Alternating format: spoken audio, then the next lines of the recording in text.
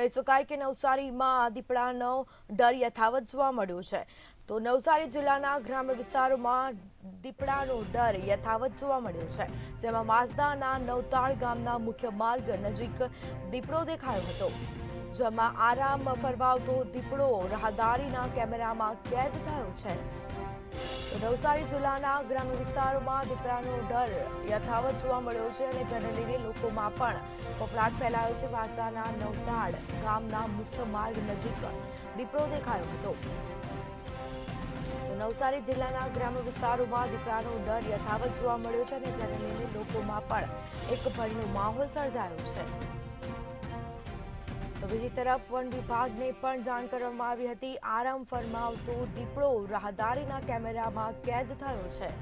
વાંસદાના નવતાળ ગામના મુખ્ય માર્ગ નજીક દીપડો દેખાયો હતો. તો આરામ ફરમાવતો દીપડો રાહદારીના કેમેરામાં કેદ થયો છે. સાથે જ વન વિભાગને પણ જાણ કરવામાં આવી હતી. નવસારી જિલ્લાના ગ્રામ્ય વિસ્તારોમાં દીપડાનો ડર યથાવત જોવા મળ્યો છે.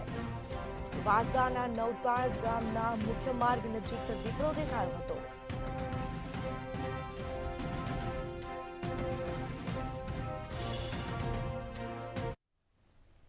આગળ સમાચારમાં વાત કરીએ તો રાજકોટથી સમાચાર પ્રાપ્ત થઈ રહ્યા છે. કહી શકાય કે રાજકોટમાં પતિના હાથે પત્નીની હત્યા કરવામાં આવી છે. તો રાજકોટમાં પતિના હાથે પત્નીની હત્યા કરવામાં આવી છે. ગૃહ કંકાસમાં પતિએ પત્નીની હત્યા કરી છે. તો બીજી તરફ વાત કરવામાં આવે તો કમળા પરમાર નામની પરિણીતાની પતિએ હત્યા કરી હતી, મોતને ઘાટ ઉતારી હતી. બોથડ પદાર્થના ઘા ઝીકીને નિર્મમ હત્યા કરવામાં આવી છે. તો હત્યા બાદ પુત્રને ફોન કરીને કહ્યું, મેં તારી માને મારી નાખી છે.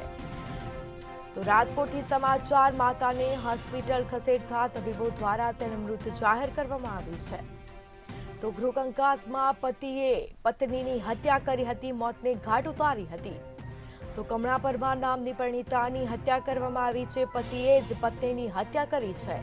બોથડ પદાર્થના ઘા ઝીકીને નિર્મમ હત્યા કરવામાં આવી હતી. પત્નીને મોતને ઘાટ ઉતારી હતી અને હત્યા બાદ પુત્રને ફોન કરીને કહ્યું હતું, મેં તારી માને મારી નાખી છે. તો રાજકોટથી સમાચાર સામે આવ્યા છે. રાજકોટમાં પતિના હાથે પત્નીની કરપીણ હત્યા કરવામાં આવી છે. તો ગૃહ કંકાસમાં પતિએ પત્નીની હત્યા કરી હોવાનું સામે આવ્યું છે. આ મામલે પોલીસ પણ ઘટના સ્થળ પર પહોંચીને વધુ કાર્યવાહી હાથ ધરી છે.